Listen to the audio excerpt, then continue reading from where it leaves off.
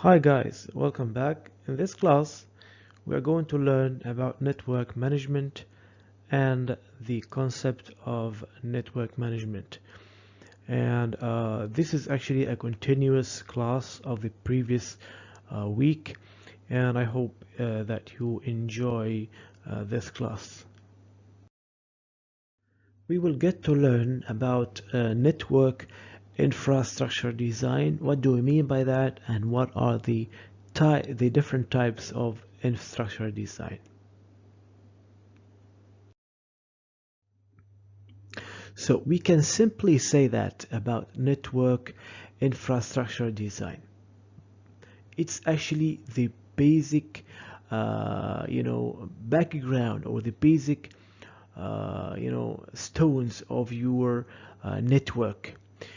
A good network infrastructure design is actually the foundation of a good computer system.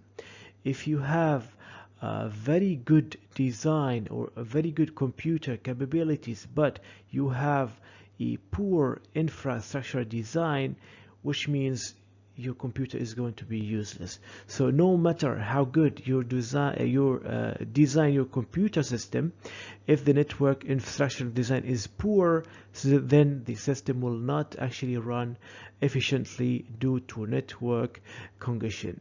So you need to be aware of the worth of the network infrastructure design. This is a very important uh, component, and it plays a very important role as well. Now, of course, there is a limitation capacity in transmitting the data in any network existed.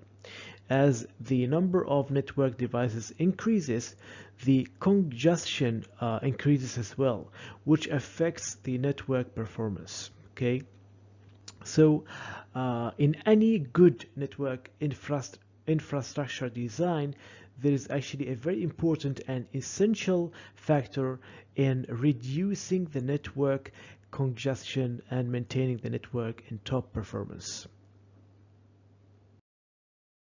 So what are the main purposes of network infrastructure design? Is actually the main purpose is to reduce the congestion and increase the performance as well through the network segmentation. And actually there are three areas in network infrastructure design that you need to be aware of. First, Ethernet network infrastructure design, segmentation, selecting a network solution, and we will get to learn about each one of them in details. The first factor here is the Ethernet network infrastructure design. Ethernet, guys, in any network depends on the LAN cable type.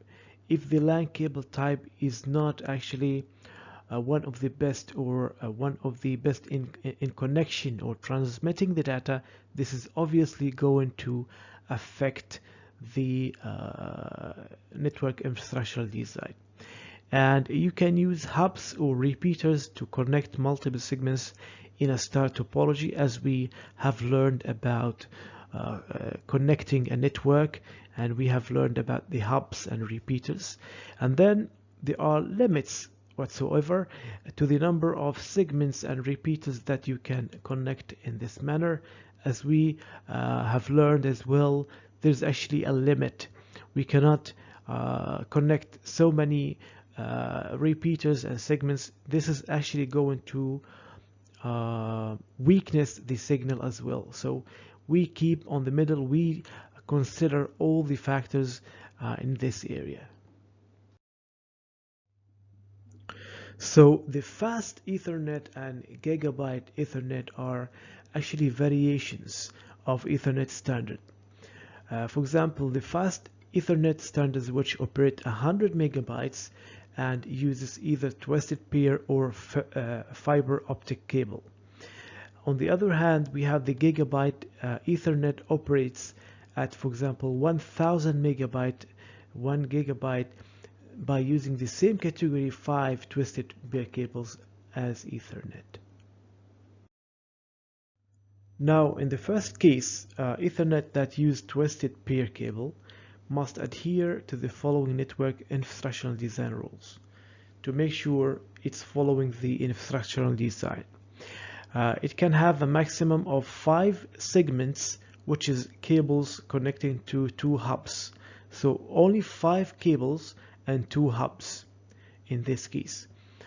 And then each device on the network can be separated by no more than 4 repeaters only, or hubs. So first we need to make sure a maximum of 5 segments, which is cables, connecting to 2 hubs only. And then each device of these ones on the network can be separated by no more than 4 repeaters or hubs.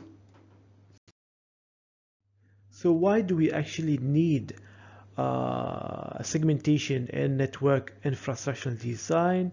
It's actually for the purpose of reducing any congestion and to extend the overall network size. So why do we actually need infrastructural design segmentation? And this is actually a very possible question for the final as well. We need this kind of segmentation in any network infrastructural design to overcome the architectural limitations, and then to reduce network congestion, to connect multiple networks together, and then finally to connect dissimilar networks together. Thirdly, we have selecting a network solution. Now, the segmentation in your network infrastructural design is very useful in isolating the traffic to the segment. So if you have a question, what is the purpose of the segmentation in your network infrastructural design? Because we needed to isolate the traffic to a segment, or to prevent unwanted traffic from crossing over the any other segment, or to slow down the WAN links. All these could be questions about the purpose of segmentation in your network instructional design. Then it's recommended to use intelligent switches which support virtual LANs, VLAN, that allows the network to be easy segmented for management and or security reasons. So whenever we use intelligent switches, it is actually much easier to manage the network or secure the network than any other types than virtual LANs.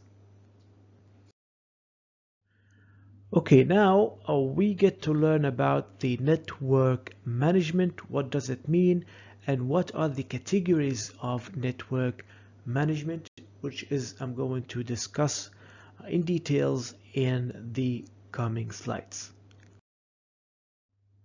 Okay, as a definition for the network management, it's actually kind of monitoring or testing, configuring, and troubleshooting network components to finally meet the set of requirements defined by the organization. Any organization has its own requirements or its own conditions that the person in charge for installing the network needs to actually meet. So network management, it could be simply defined as monitoring, testing, configuring, troubleshooting the network until it meets the requirements that is defined by the organization.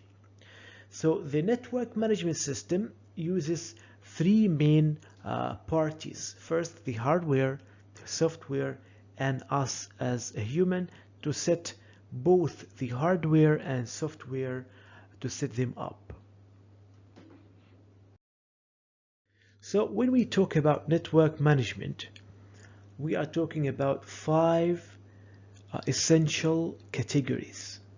First, the configuration management, how to configure the network, and then fault management, performance management, security management, and then finally the accounting management. And we will get to study each one of these in details. So first category was the configuration. In configuration, we deal with the status of each entity alone, and then the relation to other entities as well. So in any large network, there is actually it's actually usually made up of hundreds of entities that are physically connected to each other.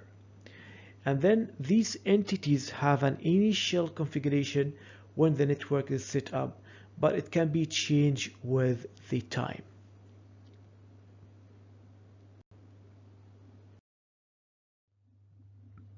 Second category, which is fault management.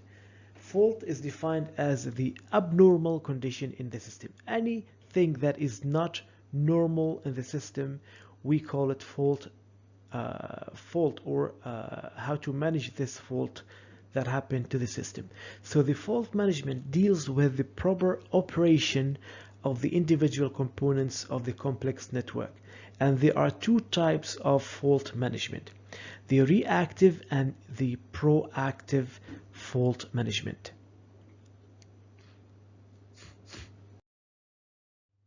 For the reactive fault management,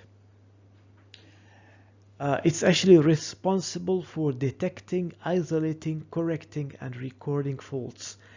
Any faults that happens to the network, the reactive fault will detect, correct, and record. And then we have the proactive. This kind of fault tries to prevent fault from occurring where it is possible to predict and prevent the failure. So this actually happens before this fault occur. All right, so it detects this fault and try to fix it before it actually happens, to prevent any failure in the future.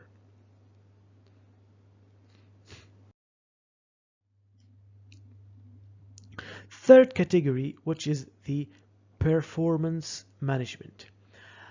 Performance means monitors and controls the network to ensure that is running efficiently as possible.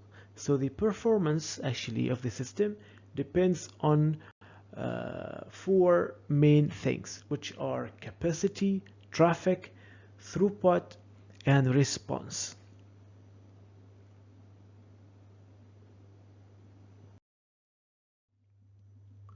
First, we have the capacity. Every network has a limit capacity, and this performance management system must ensure that is not used above the capacity. We need to make sure that we don't overcome or overload the capacity of any network to make sure it actually runs properly. Second, we have the traffic. Traffic can be measured in two ways: internal traffic, external traffic. The internal is actually measured by numbers of packets or bytes traveling inside the network itself. Inside the network. This is the differences between these two. The external is measured by the exchange of packets or bytes outside of the network. So number two is the performance management. We can use it first by capacity and then by traffic. Third, by throughput, and then finally response time. Throughput means monitors the throughput to make sure that is actually not reduced or unacceptable levels. And then finally response time, measured from the time a user requests a service to the time that actually the service is granted. These are main four concepts that we need to be aware of when we want to measure the performance management. And then moving on to security management.